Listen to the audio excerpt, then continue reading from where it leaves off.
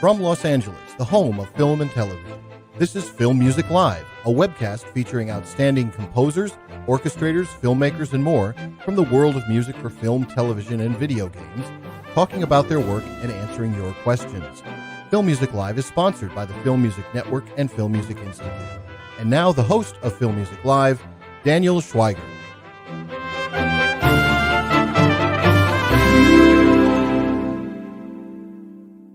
Hey everyone, I'm Daniel Schweiger, and welcome to Film Music Live, the show where you get to ask the questions to today's top composers. I'm happy to have you here.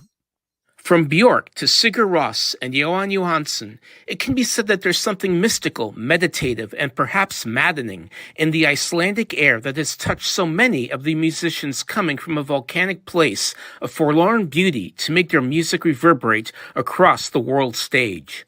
One particularly impressive creative emigre translating that headspace is Hildur Guðnadóttir. Beginning as a cello protege, Hildur blazed an impressionistic trail through Iceland's orchestral and experimental music scenes, releasing solo albums and conceptual works that saw her become a protege of Jóhann Jóhannsson, who featured her cello work in Prisoners, Sicario, and The Arrival, as well as teaming with her on such projects as the Nordic noir series Trapped, The Mercy, and Mary Magdalene. Taking over the thriller sequel Sicario Day of the Soldado with Johansson's passing, Hildur used heavy irradiated metal for the HBO series Chernobyl and wrote a comic book villain score that heard Oscar-winning Sympathy for the Devil with Joker. For a musician just as busy on the alternative scene in a genre that might be called new classical music, Hildur got the ultimate name check in Tar, Todd Field's look at a narcissistic wunderkind conductor and composer that saw Hildur reach inside another damaged character to hear a twisted, surreal voice. But if Tar confirmed Hildur's talent for tone poems, her music for director Sarah Polley's Woman Talking shows the composer's talent for heartfelt melody, conjuring a poignant musical landscape that recalls the Old West as much as it does rustic Middle America. Hildur weaves haunted percussion, agitated chamber music, and cornfield lyricism into a plea for escape for a repressive religious cult's womenfolk, their lot in life finally having gone too far. It's a powerful, emotional score that binds the defined expression of womanhood itself, all in service of a composer whose voice continues to universally liberate the potential of film scoring. And now here's a composer with a particular talent for getting inside the emotions of characters both greatly disturbed and rebelling against their mad plights. Let's welcome Hildur Guðnadóttir to Film Music Live. Hi, Daniel. Thanks for having me. Oh, it's wonderful to have you on, and a big congratulations today to your Golden Globe nomination for Best Score for Woman Talking, and I predict an Oscar one very soon in the future. Okay, thank you. Thank you.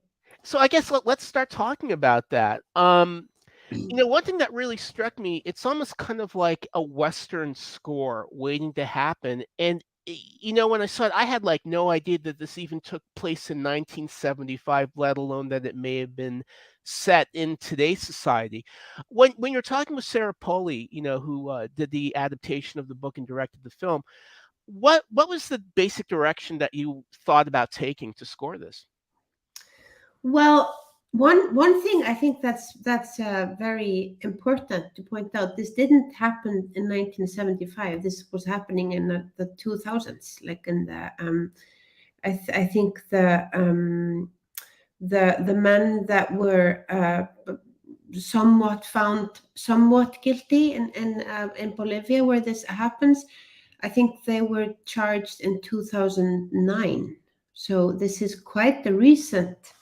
These are quite recent events, and that's kind of what is one of the things that's so shocking about this story. It's that it is our reality. This is happening today, and that is just wild. It's totally wild, and that it obviously made me very angry. And my knee-jerk reaction to the story, especially when I really dug into what happened live, when I realized the timeline, when I realized the reality of it, and when I realized that a lot of these women are still there, and they never got out. That this is still their reality. It is so unfathomably heartbreaking, and how do you begin to score that? It was quite an emotional task, I think, because as a woman, as a mother, and as a person, I have experienced similar things to some of the things these women experience, and thankfully nothing in this sort of extremity, but I can relate to some of the questions that they're asking and that they're forced to deal with. So it was a very emotional process, like particularly kind of, it struck a kind of a personal string for me, much more than many other projects that I've worked on. So it kind of became particularly personal to score this one. And what was so interesting in that in that process was to have a dialogue with Sarah, who obviously also has experienced, as she's written about so beautifully in her book, has experienced quite a lot of the same questions again, and quite some of the things she's gone through have been very hardcore, and what's so beautiful about her approach is that she doesn't shy away from talking about it. She doesn't shy away from facing these questions totally head on, to goes directly towards them. She runs towards the danger, as her book is called, and she does it with such openness and non-violence, and with such willingness for dialogue and forward movement. And I think that what she wanted to do with the story was to open up the possibility to move forward, and not stay just with the horror of what happened, in the past, and what is happening, but to look forward to the possibilities, and that's kind of what she was asking of the music, was to be that vehicle for the forward movement, and therefore be the vehicle of hope, and be the vehicle of the possibility for these women for a different life, for a better life. And so I had to do a lot of digging into myself, how I experience what's happening to women today, for better and for worse, and how I relate to it, and how I imagine a way forward, and so I chose to basically to try to bring as much of that love and connection and friendship and community into the music as I could, in reality, because I am of the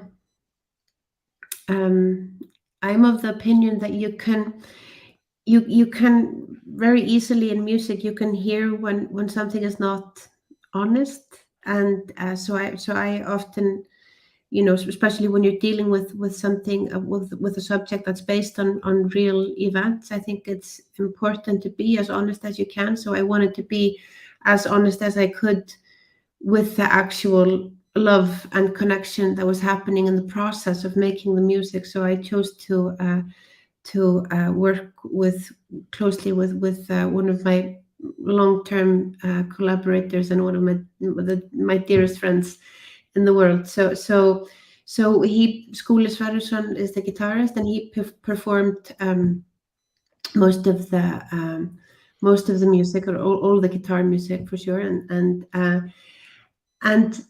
I think you can really, in the way that we in the way that we have a dialogue about music, you know, the way that he performs my music is with such knowledge and such understanding of me as a person and how I work and how I see things, how I approach things, you know, that we can kind of communicate that telepathically without having to waste time on explanations. You know, we can kind of dig straight into the deep end, and you know, so our recording sessions are full of love and laughter and tears and you know, for whatever's going on that day, you know. And I think that was really important to me in the music, you know. In order to me to feel the sense of hope and connection and community was to have that honestly in the music, and I hope you can hear that. No, absolutely. I mean, was it, in a way, the film also reminded me of The Village, where at the ending of that movie, you suddenly realize you're in the 20th century. Mm. How important was it to kind of give the idea of this kind of time lost, time warped atmosphere around these women? Like they could literally be living in like 1765 or something like Yeah, that. yeah, exactly. No, I think that was also one of the important factors of how the story was told. You know, there's so many different ways, of course, to tell a story, but for this story in particular, like Sarah wanted to tell it as a fable. So I thought it was important to kind of take a relatively you know, straightforward musical approach to like working with the theme and working with you know, the music is really a vehicle in the narration of the, you know, of the story, and so it's in a way like a very somewhat traditional way of scoring it, like, you know, narrative wise. And I think that was really important to, in order to kind of enhance the fable feeling. And fables, of course, can happen, you know, whenever, wherever, you know. And I think that was you know, I was trying to address that also in this melody. You know, this is a kind of, or I feel this melody is also like a kind of timeless melody that could happen whenever. You know, it's not a particularly, like, you know, modern melody. It's a kind of yeah, taps in that kind of timelessness. No, for sure. And we'll jump around into Tar as well, which is just a really absolutely amazing film. And I mean, you're name checked in the movie. You take place in the Tar Marvel universe.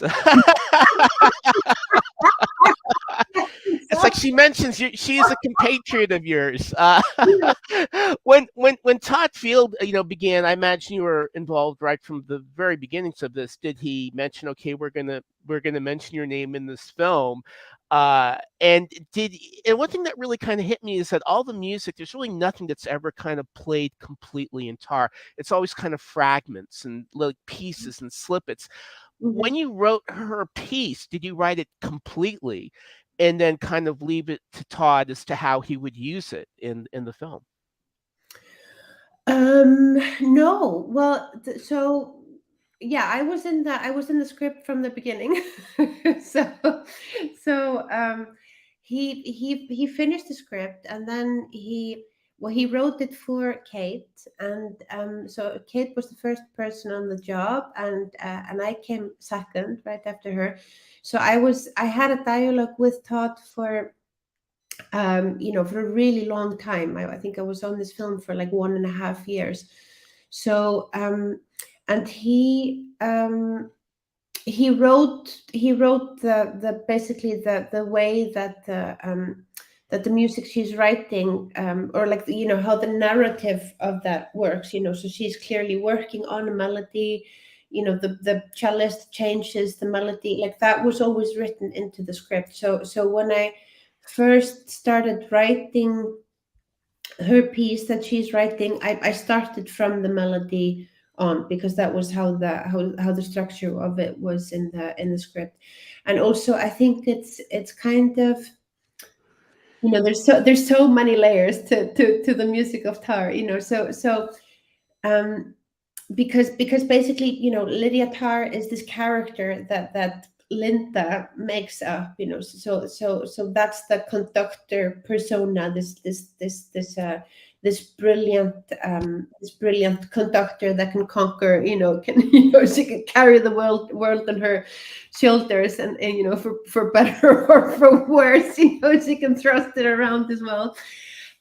But I think, when she's conducting, she's in that role, she's in that power, and but when she is composing, it is much more connected to the way that she wants to be creating in her heart of hearts, and it's more connected to the type of music she wants to be creating. And she's also, that's the space where we can see that she's full of doubt, she's full of insecurities, and she's searching for, she's confused about these two elements, these two sides of her that she's experiencing. So it was very important that that these two musical parts of her were very, very different. So they live in a very different space of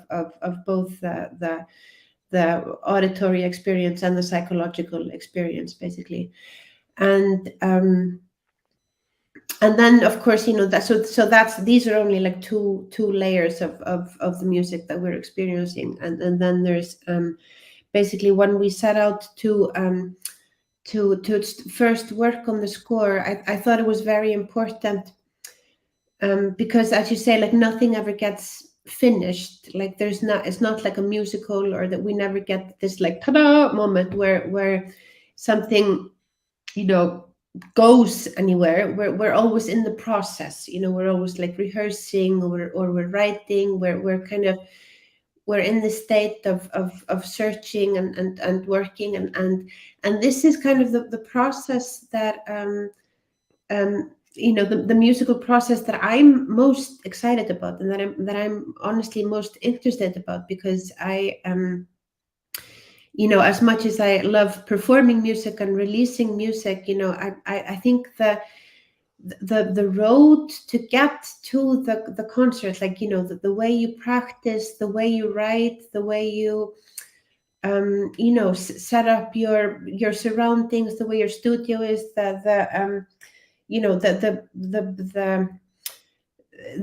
your inner dialogue, basically, that you have with yourself as you're writing, and the way that the music affects your day-to-day life. Like, these are the things that I find just so utterly fascinating. And like, what happens in rehearsals, I think that's kind of what happens when you're practicing, how you practice. I think that's really, for me, the juice of the music. That's the essence of the music, and that's where the notes or the sounds or whatever your method you're working with, that's when it becomes music, and the final product, that's just a very, very tip of the iceberg, and that's why I thought it was so incredibly exciting to really dive into this process, because it's so rare to get to do this as a, because this is what I've dedicated my life to, and it's very rare to get to take this approach to a film, because normally when you're writing film music, you're writing a score, or you're finishing a product for the service of the story. But in this case, the process is the story. Right. And that's why the whole approach was maybe not like a traditional film score. I mean, the actual score you can't really hear at all, because it's working on this psychological level of being overtaken by music. And that's why I thought it was so important to tempo map the characters in the film, and to set their inner tempo, because when you're rehearsing music or writing music, you become totally obsessed with it, like, whether you like it or not. It kind of dominates your waking and sleeping state, because you're just looping what you're writing constantly in your head, and you're living with it. So it affects the way you move, and it affects the way you are, and it affects the way you just communicate with people.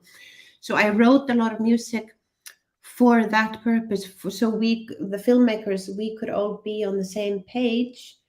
So we all heard that music, so that could affect the cinematography. It could affect the movement of the actors, like that Kate was in 120 and Olga was in 60. She's like a very different slower character, so she has very different music. But these, like in reality, like these are the states that people around you, which is obviously we're the audience, so to say, they never hear that inner. They never hear what's happening internally. They can sense it probably in the tempo that you're moving, but they don't hear it. Like, it's not moving the air. And that's why I thought it was so interesting to have this music for us that we're making the film to hear, and to communicate it through our demeanor, so to say. But it to not be as a score, because it isn't score. It hasn't yet become anything that moves the air. So there were all these things that we were trying out that really had it affected the overall process of making the film, definitely a lot. But even though it doesn't translate to a traditional score, as such, but it was a very interesting process for me to work in this way, for sure. And that kind of brings us to our first question from Andrew. When starting to compose, what is your first musical consideration? Is it improvisation, harmony, rhythm, texture? Well, it really just depends on the project. Like, it really depends on the story. So I try to I don't have a template for anything I do. Like, I don't have a fixed way of working, and I don't have a fixed order of doing things, but I try to approach every project, whether it's a film or a commission or a concert or whatever. I just try to approach it with an empty mind, with a beginner's mind, and just kind of see what resonates with me and the story. So, and that can be very, very, very different things. It's hard. It's very hard to formulate. That's my psychopathic dog. I'm sorry. One of those great life moments.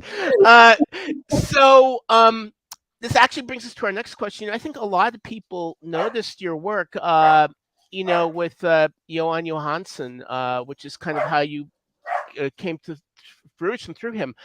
So Louis would love to know, what was it like working with Johan Johansson, and what were some of your favorite music projects and scores together that you worked on?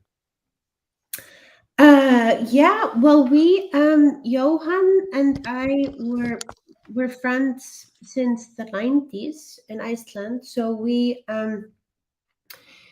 worked on so many different things together. So we to begin with, we were we were just part of the same group of friends. So we would we had just like different concerts that we would be with, different projects and stuff like that, so that we were, it's very communal in Iceland, so everybody's just like helping each other out with everything. And I think the first project we collaborated on was in 2003, and we had been friends for as I said, for a long time before that. And that's kind of at the time that we had both been doing very many collaborations with different people, like mostly like bands and stuff like that. And 2003 was the time that was the time in our both of our lives that we were kind of developing our sense of inner musical direction as composers and performers. And we just found that in our first collaboration, which was for like a dance piece, that we really resonated a lot. We had a very similar way of thinking about sound and music and timing and yeah, all things musical. So we collaborated on pretty much, everything we both did since then. But it's a rather common misconception, and I think it was also hinted towards that in your introduction, that I was his protege, or he was my he was some sort of mentor to me. But that was never our relationship. We were always just friends who made music together, so and whatever, in whatever form that took at whatever time, so our all the music that we worked on together and played together, it was always just like a dialogue between friends, and that's I think it's a very Icelandic way of going about things. It's very non-hierarchical. Like, we don't even have last names really in Iceland. So you would even if you meet the president, you would call him by his first name, or my last name is my dad's first name, basically. So it's very so the way that people work together is very, comes from a place of non-hierarchy, basically. Wow. One thing in Tar that really kind of blew me away. Boy, does she end up paying for it at the ending, is her diss towards Jerry Goldsmith. I mean, no one puts Jerry Goldsmith in the corner. I kind of, at first I'm like, what is this? But then I got the point of it. I mean, having come from the, what you could call like the modern classical world, do you think there's a kind of an animosity between like people who've just chosen to stay in that world and their disdain towards like film composers or just composers in general? Yeah, it's a very strange, speaking about hierarchy, it's a very strange, somewhat like hierarchy in the musical packing order, it seems. And like I say, like I've never understood hierarchy. It's like so far away from me. So I just feel like, music is a wonderful thing that everyone should enjoy, and both listening to and working on, performing and composing, no matter for which medium or for which for which setting. But there definitely is a somewhat somewhat internal hierarchy, that concert music is highest, and then I don't know how which row you would go, like concert music, film music, game music is lowest. There is some sort of, apparently some sort of pecking order like that. But I think I hope it's kind of disappearing now, because I think it's it shouldn't be there at all. And I think, for example, if you're gonna start at the so-called top with classical composers, so many classical composers wrote film music, like Arvo Pärt and Shostakovich and who have who are serious classical composers, and so I and film composers write game music and whatever. It shouldn't have to matter at all, and yeah. So I hope it's disappearing, but I think for this particular this particular Jerry Goldsmith incident, I think it's important to say that also in this scene she totally slams like one of my fellow like Icelandic composers and like we, Anna Thorvaldsdóttir and me, we studied cello together, we studied composition together. Like I absolutely adore her as a composer and as a person, and I do not think she looks like a Waldorf teacher. But I think the point is, and all of us absolutely adore Jerry Goldsmith. I think he's one of Todd's favorite film composers, but but I think the whole point of that scene is that we have a person that is she's created this persona, and she's created this this place of on this pedestal that she doesn't feel comfortable with. Like she doesn't, in her heart of hearts, like she doesn't want to be there. And she's also she's jealous of she wants to be in this place where Anna is, and she's packing at people, she's pointing at people, and that's and she is not in a very good place. And I think that as you say, who the hell would slam Jerry Goldsmith? Like that person has to be in a pretty shitty place. Yeah, for sure. But it's interesting to see people have really come to his defense, and that's good to see. But it's important to say this does not reflect any of our opinions. No, I got that. Actually, it took me a while to realize this. Yeah, I know. I mean, I'll tell you, Chernobyl, the HBO series, is actually sonically one of the most gut-wrenching things. I've just the kind of just pure nightmarishness of what you achieved with that score, and especially now with the horrible, Russian invasion of Ukraine, where like literally people are shelling Chernobyl, and it's like, oh my God, this is not over. And that kind of brings us to a question from Jamie. What was your experience writing for field recordings in regard to the Chernobyl soundtrack and also the Battlefield soundtrack? Yeah. Well, it was coming back to what I was saying before. I feel it's particularly important when you're dealing with real events in a project, in a story, that you have a sense of honesty or reality, or you have some, you have that you're trying to like not sugarcoat anything, and you're trying. I always try to as much as I can not to dramatize things, as much as I can, of course, like within reason. So I thought it was very important to have a sense of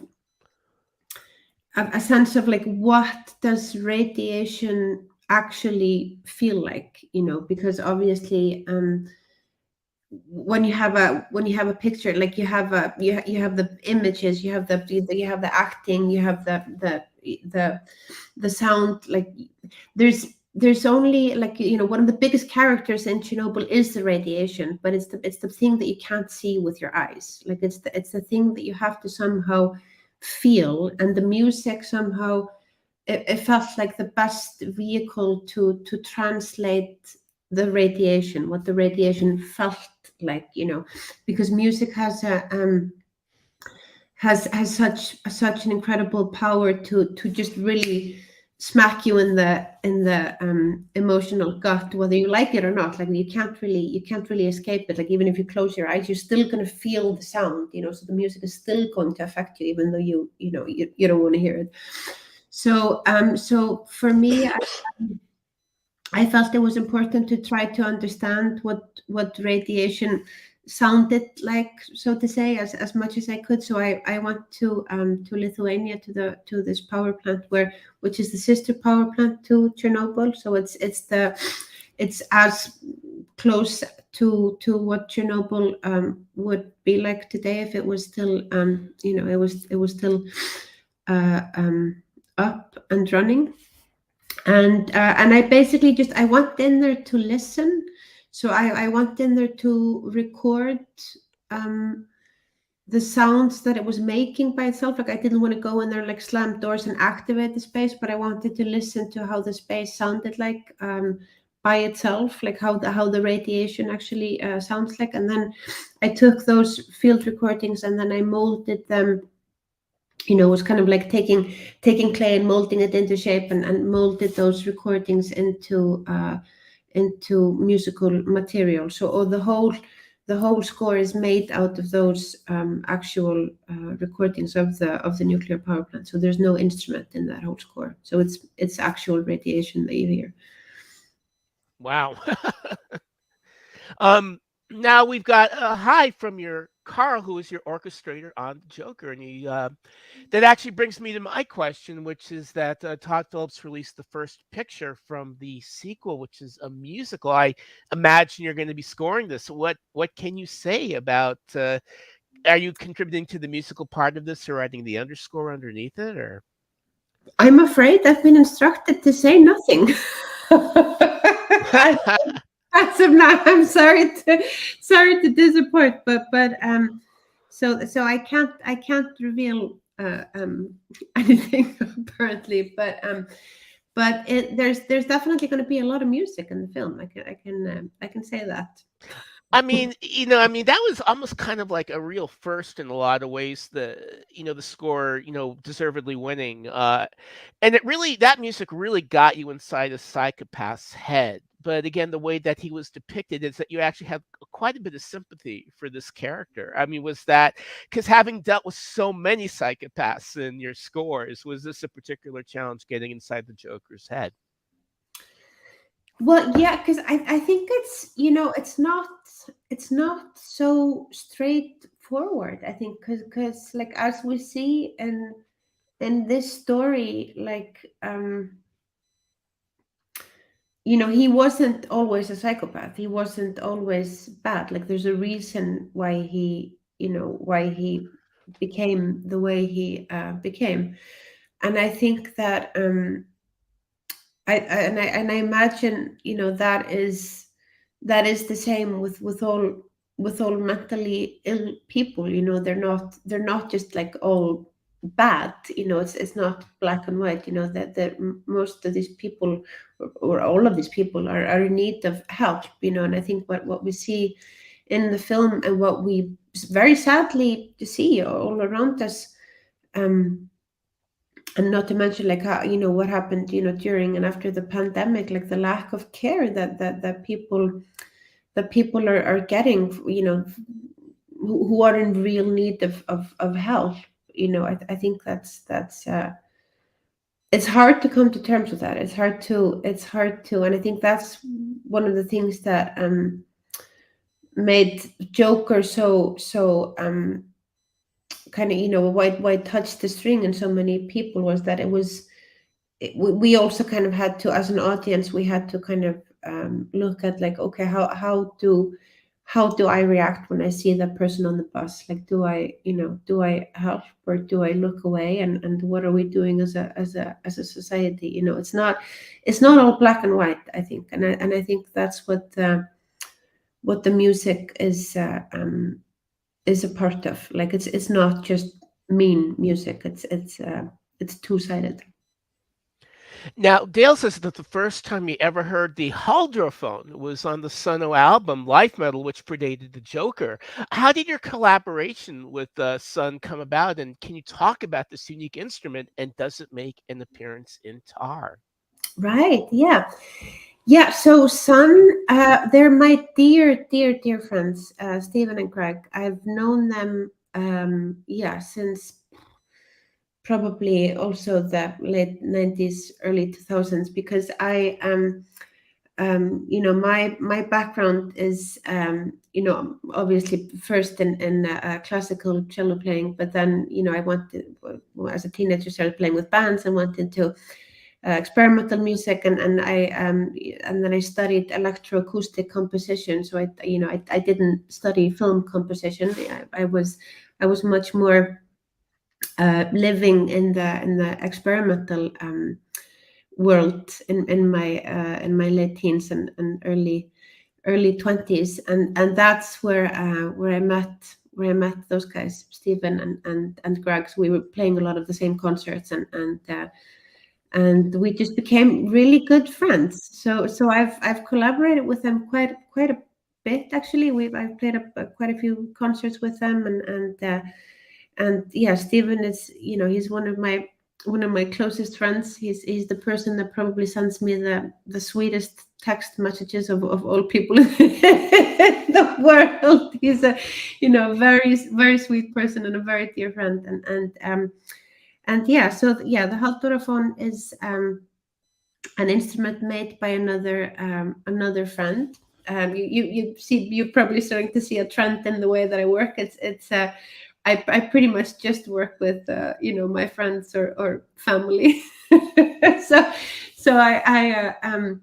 I feel like the connection that you have with people through music is probably trumps what instrument they play or how good music they write. It's the connection to me that's probably the most important. And so it's another friend, Hildur Úlfarsson, who built and designed the Halldóraphone. The first version he built, sometime in the late 90s, probably as well. A lot of things happened in the late 90s for us.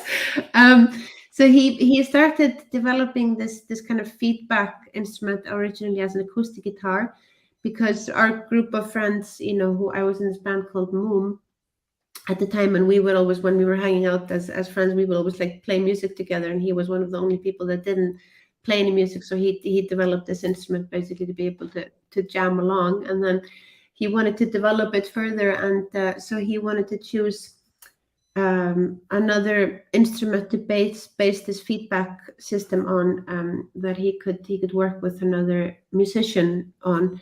And I think his original line of thought was that no one else that he knew had any patience for experimentation. So he was like, well, Hildur probably has patience for this. So he chose the cello as an interface. So we've been developing this instrument in dialogue. I mean, it's built by him and he designed it, but we have this back and forth. He makes an instrument, brings it to me, and then I play it, and then I could give feedback on what I think that he could possibly change and expand and develop. And so we've gone through, it's probably getting close to like 12-13 years that we've been having this back and forth and developing it, and it still keeps changing. So I just got a new one, which is has a very, very exciting add-on. So for those who don't know this instrument, it's based on the cello, so it has a kind of cello point at this cello, and it has a kind of cello. It has cello strings, and it's based on somewhat on the shape of the cello body, inverted, although, and so it has 4 strings on top and 4 resonating strings on the bottom, and each string has a pickup, and then there's a speaker on the back, so it creates this kind of feedback mechanism. So it's probably best understood as a kind of Jimi Hendrix electroacoustic cello. So you don't have to connect it to an amplifier necessarily. It's its own noise maker. And the newest edition has 2 speakers, so I can do this kind of like polyphonic feedback, which is very exciting. And so it's an exciting time to have. Now, I mean, you winning, the Joker Oscar was a pretty big inspirational moment for a lot of composers, and particular female composers. And this is from Cassie. I mean, what is your advice to people like maybe who have been inspired by your win to really seriously pursue this craft? How would you recommend that they go about it? Well, I really don't know much about how things are supposed to work. Like I think that's I've been thinking about this the last days. That's probably the biggest criticism that I get all the time, is like, you're not supposed to do things like this. So and I've been hearing that since I was little, because when I was studying the cello, you're not supposed to play it like this, and when I was composing, I wasn't supposed to compose like this, and then I was it's been a reoccurring theme throughout my life. You're a woman, you're not supposed to be composing music, like, all these things that I kept being told how not to do, and still I keep doing them like that. Just in the way that I think is interesting, and I just keep following things that I'm curious about, and that resonate with me, and So I don't, like, honestly, at the end of the day, I don't really know what other advice to give, and I really wish that someone had given me this advice to begin with, because I got told so much how not to do things, and I wish someone had said to me, and that's okay if you want to, do it in a way that you're interested in. That's okay, you can also do that. But no one ever told me that. So I was, I had to kind of find that part out for myself, and I never did, networking. I never did, like, I'm not, on social media. I'm, I don't really know how the industry works. I don't know how the right, because I hear from people that I know that live in LA that there's, a certain order of, you get an internship with this person, and then you go through this line of, like, I have no idea how any of that works, basically, and that's my that's my honest answer. But I think that, my biggest advice that I could give any musician, whether it's a film composer or musician, an instrumentalist, or whoever, is to really just follow what you are actually interested in. Like, don't try to make stuff that you think is the right thing to do. Like, follow what you actually want to do and what speaks to you, because that's going to be different, for you and to someone else. Like, no one, we're all different people. We all have different experiences, and I can't tell you how you should experience, something like music. I don't think there should be any rules in music. Music is communication, and as long as you're not hurting people with the music that you're doing or the way you're communicating, I think, we should just allow ourselves free expression. And I think that's important. And I think that, sometimes that takes a long time. Like, I was doing music for 20 years very happily, in my own corner, and no one really cared much about what I was doing. Like, my friends were interested, and that was cool. So I played with my friends, but I think, it's just 20 years later that people are recognizing my music, and that's, that's also great. It's wonderful that people are listening today. But it just, I think allow yourself patience. It might not happen overnight. It might never happen, and I think I would probably rather, just, if it's money that you're thinking about, just, like, get a day job and make sure that you're, like, really following what resonates with you as an artist. I think that's really the only advice that I can give anyone. And I wish someone had said that to me at some point. That it's okay to do things the wrong way. Like, there is no wrong way. So we'll wrap up our audience questions with this, and I think anyone who's watching this can tell you are a much nicer person than Tar is. So Catherine would love to know. Now, you talked about obsessing while composing. Do you experience getting too obsessed, hearing the music so much that it's hard to tell what's right or wrong for the film? And if yes, how do you go about this?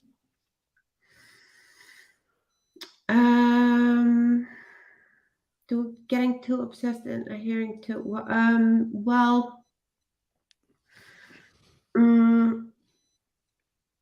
That's a very good question. So it's yes, I do get very obsessed with the music that I'm writing. I definitely do. In the sense that it's always with me. Like, it's not that I'm necessarily thinking of it consciously all the time, or like I'm obsessing about details of how to write it or anything, but it just stays with me all the time,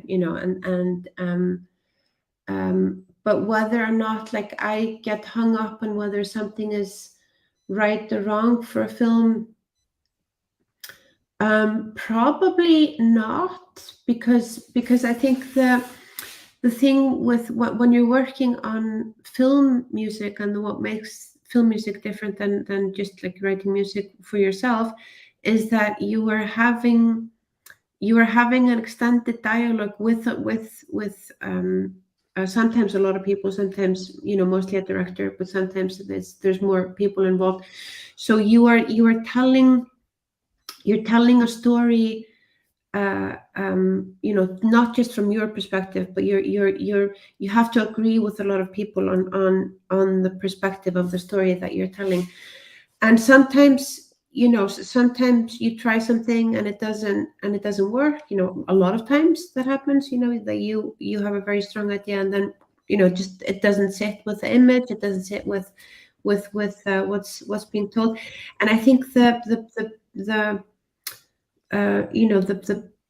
the important part there is to not kind of get egocentric about it.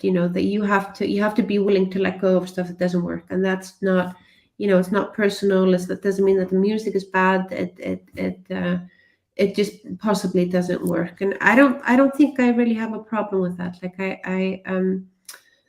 I'm pretty. I like communicating with people, and I like the process of finding the right tone to tell a story. I mean, Women Talking, I think, is a great example of a time where I had this like knee-jerk reaction of being very angry, and the music that I wanted to write was angry, and it just didn't fit what was being told, what was being what was needed of the music, because you have to also work on that. And when you start a project, like how can the music serve the story in the most beneficial way, for in the way that we all together as a group of people want to tell the story. How can we where is the music the best servant, or the most efficient servant, to do that.